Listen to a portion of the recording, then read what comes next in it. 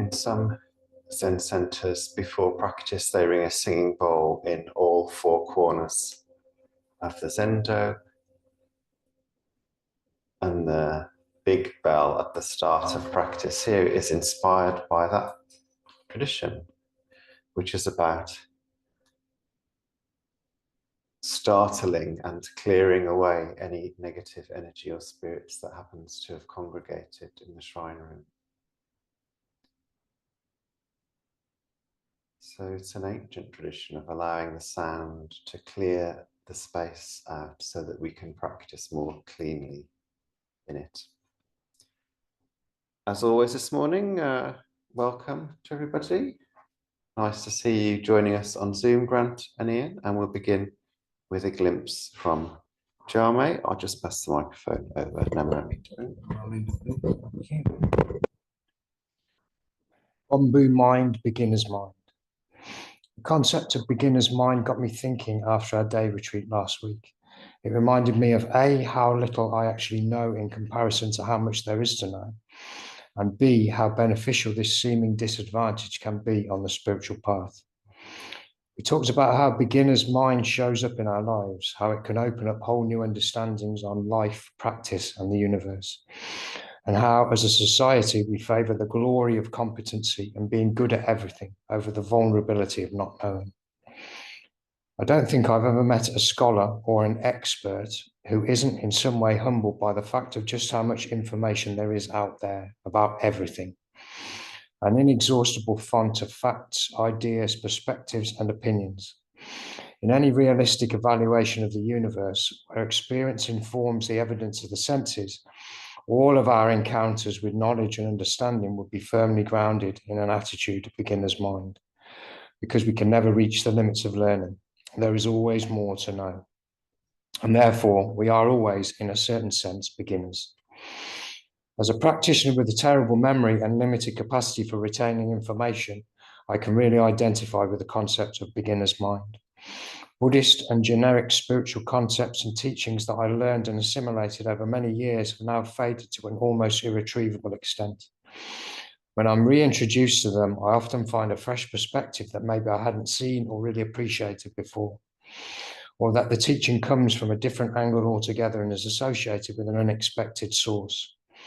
This can be very disruptive to my ego and the parts of me that like the idea that I've got it all boxed off. My expert mind might inspire me to study a bit harder in order to throw up defenses against the pain of having to say, I don't know. But surely enough, I will find myself back at the same place, defeated by reality once again.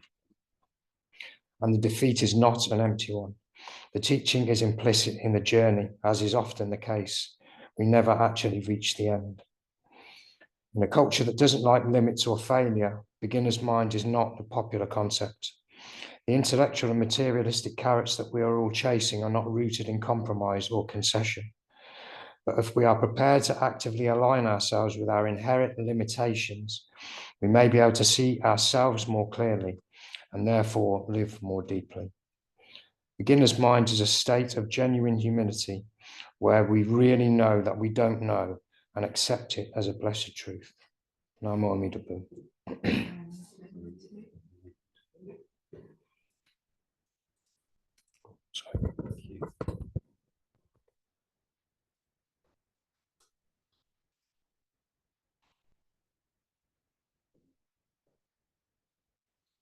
Moving into silence, and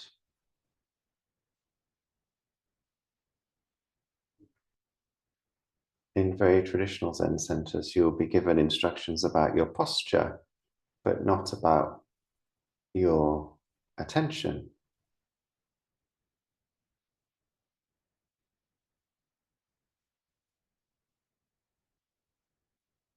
And I suppose it's worth giving a little bit of attention to your posture, just swaying left and right and forwards and backwards and finding that central point that allows you to be upright and relaxed.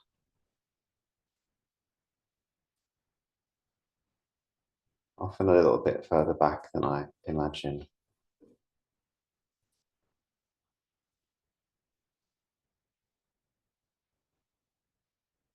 And the reason they don't give any further instructions is because it's about finding out how this is for you to just sit.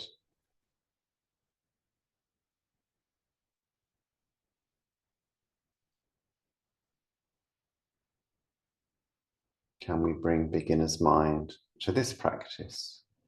Noticing, oh, how is it today to sit in this time, in this place, with this body mind?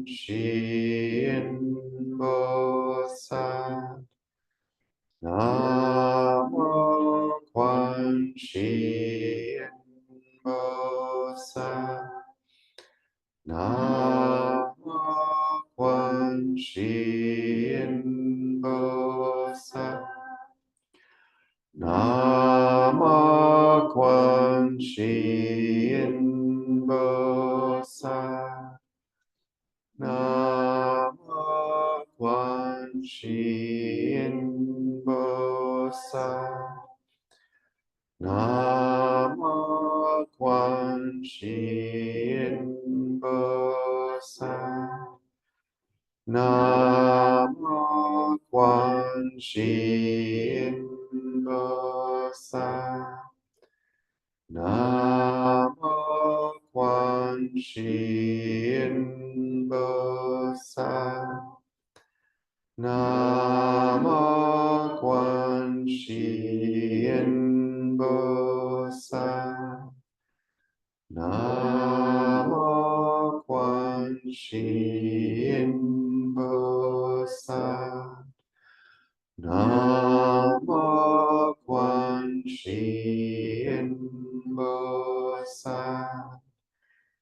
Namo Quan Shi in Bosat.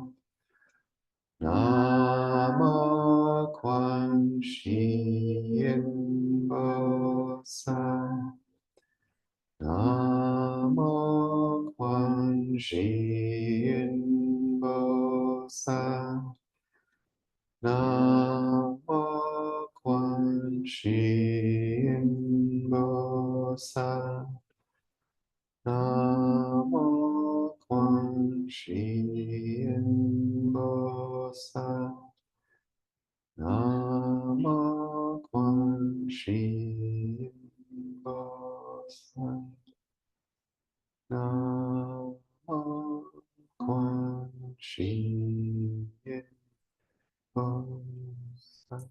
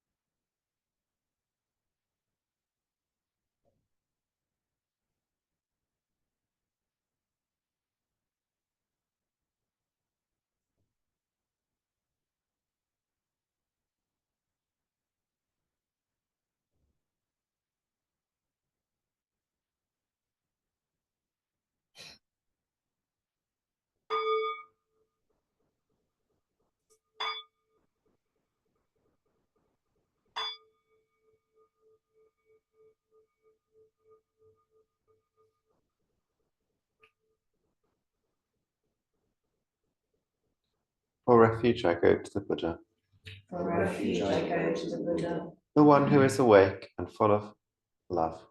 the one who is awake and full of love. Namo Buddhaya. Namo Buddhaya. For refuge, I go to the Dharma, For refuge, I go to the Dharma, all that guides us to wisdom and compassion.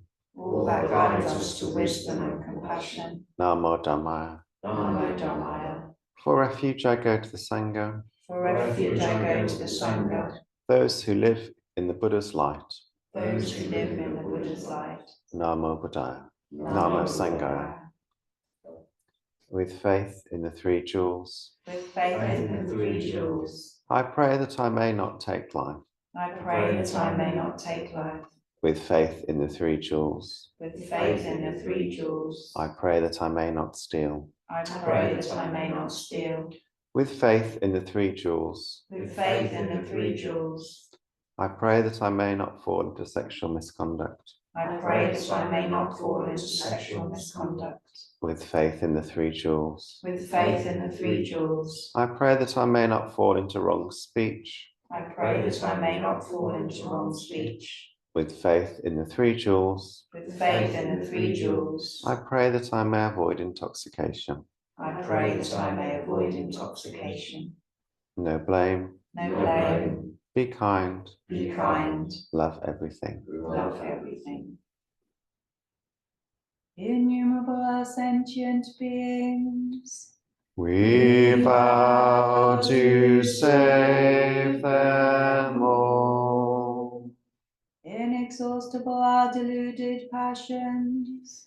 We vow to transform them all. Immeasurable are the Dharma teachings. We vow to master them all. Infinite is the Buddha's way. We vow to fulfill it completely.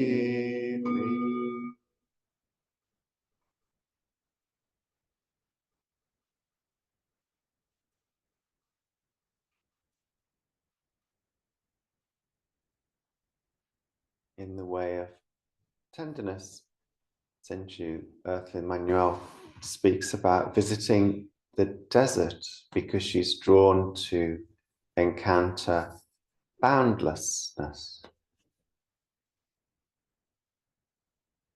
I've never been to a desert, although Delhi sometimes had the weather of one, I think. It's a very different feel. But you can imagine the vastness of space, how far away the horizon is, how big the skies are, the closeness of death if you don't have the right supplies with you. It's the kind of, it can be a living situation that feels both expansive and close to the edge at the same time. And although I've never been to a desert, there are other situations which evoke that same kind of feeling. Maybe being on a rooftop in Delhi watching the birds of prey circling in the sky and hearing the noise from below, and a kind of strange mix of very visible suffering and deep sense of connectedness at the same time.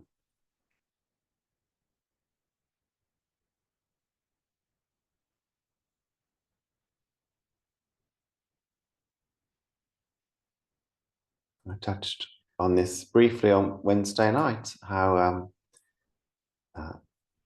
boundlessness and impermanence are kind of two sides of the same coin. The rising and falling of everything is a gateway into boundlessness. In my own body, in meditation, when I notice physical sensations that are expressions of anxiety or tension, or even kind of fight or flight, things getting triggered as I remember certain events. If I pay attention to those physical sensations, what I notice is they're not fixed. And the closer attention you can pay, the more possible it is to notice the movement in every moment.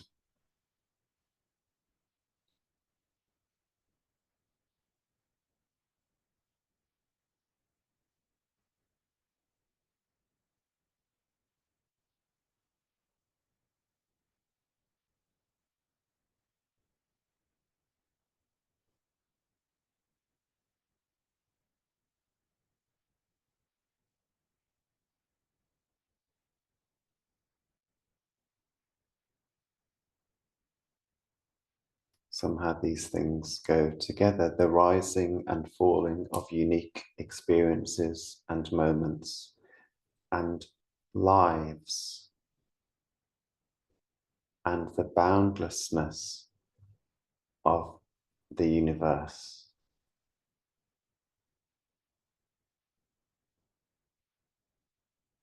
I guess the classic analogy is like waves and the froth on the top of waves compared with the vastness of the ocean.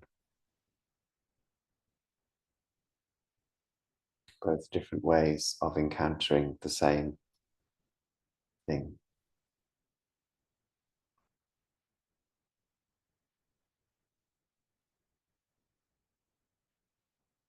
And it can be tempting when we come to spiritual practice and hear about boundlessness or the Pure Land or Amida. Oh, that's what I want to meet in my meditation, in my chanting, in my spiritual life. I'll just take the experience of being connected to everything, of transcendence, of bliss, of ease. And those are things that we begin to experience as we start to make connections with the Buddha and the Dharma and within the Sangha.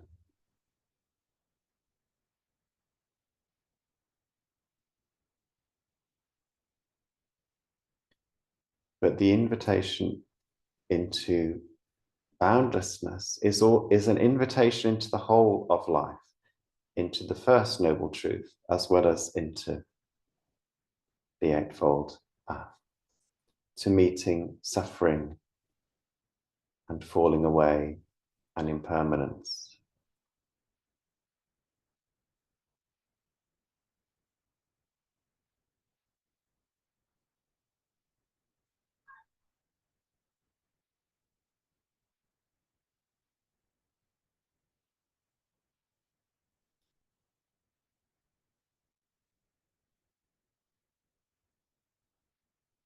So whether or not we actually go into a desert to do our spiritual practice, like Zenji did, like Christ did, we receive the same kind of invitation to notice both the vastness of life and the often very painful experience of being a living being from moment to moment.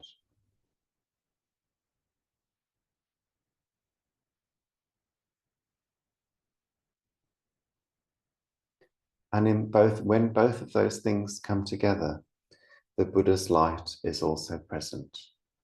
There is an experience of kindness arising for ourselves or for others, for all living beings who have to live in this world of fading away.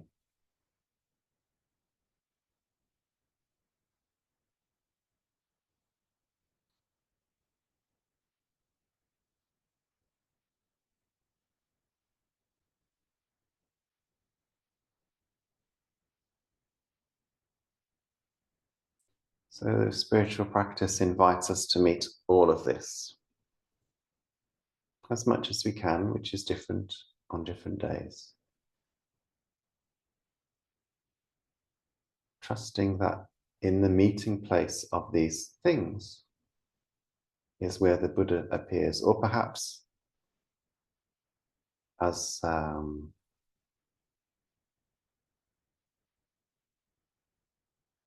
Reverend Nueva said, that the Buddha is these things, both impermanence and boundlessness. Namo Mitapu. Speaking of boundlessness, let's read this translation of the Heart Sutra together that Satya found for us, translated by Kazuaki Tanahashi and Hiroshi Joan Halifax. So we'll read the title.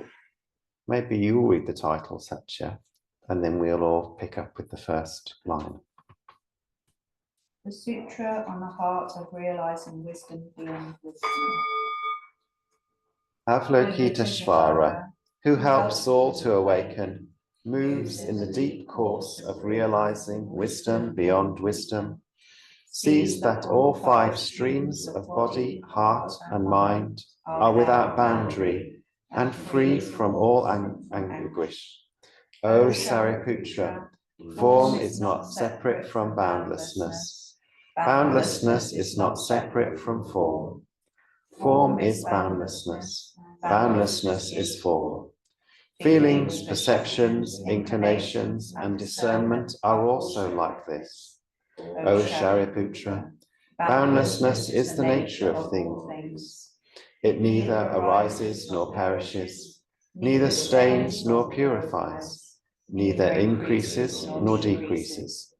Boundlessness is not limited by form, nor by feelings, perceptions, inclinations, or discernment.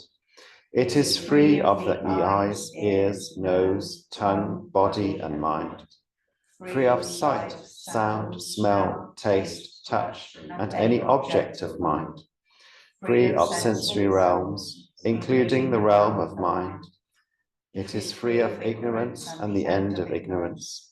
Boundlessness is free of old age and death, and free of the end of old age and death. It is free of suffering, arising, cessation, and path, and free of wisdom and attainment. Being free of attainment, those who help all to awaken abide in the realization of wisdom beyond wisdom, and live with an unhindered mind. Without hindrance, the mind has no fear. Free from confusion, those who lead all to liberation embody profound serenity. All those in the past, present, and future who realize wisdom beyond wisdom manifest unsurpassable and thorough awakening. Know that realizing wisdom beyond wisdom is no other than this wondrous mantra, luminous, unequaled, and supreme. It relieves all suffering. It is genuine, not illusory.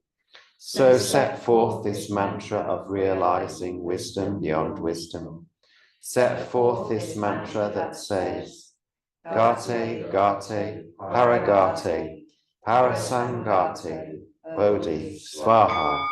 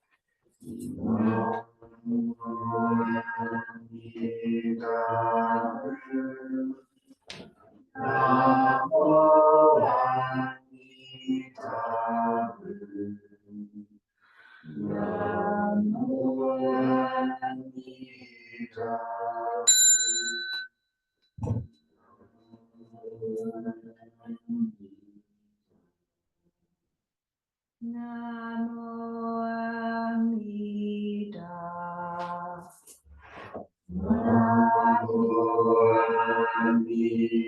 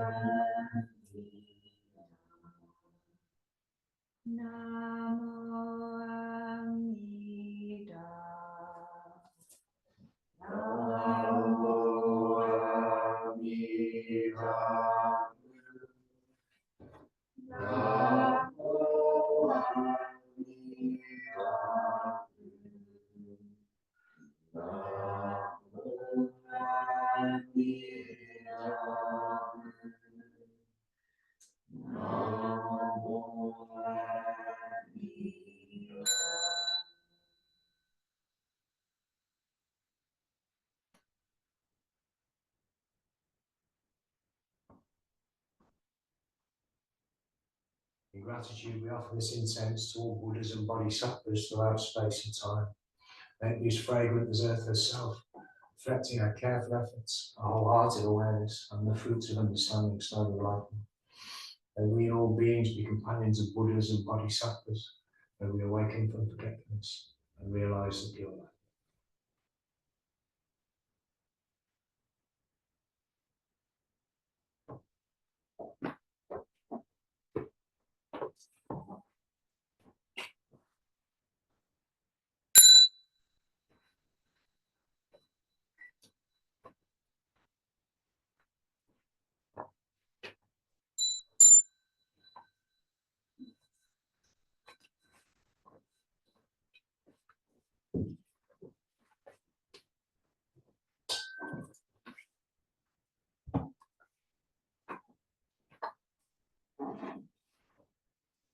We'll dedicate this morning's practice to Reverend Sido, who died yesterday. Reverend Sido worked as a water engineer, treating sewage and things like that, before coming to the realization that it was impossible to solve the problems of the world without inner transformation. So he ordained as a monk at Throstle Hole, the Zen community in Northumberland, and went on to work for many years as a prison chaplain. He ran the priory in Telford and was a big support to the network of Buddhist organizations for many, many years, and lots of other good Buddhist work. And yeah, I knew him for about 10 years, and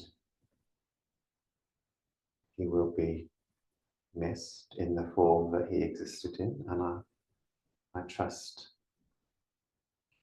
that his death and whatever comes after is unfolding in the way that it needs to.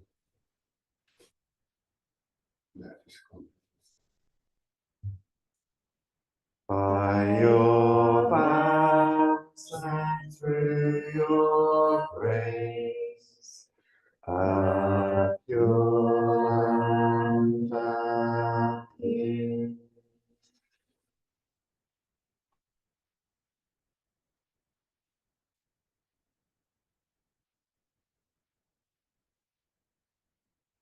Blessed by Amitabha's light, may we care for all living things and the holy earth. And let me to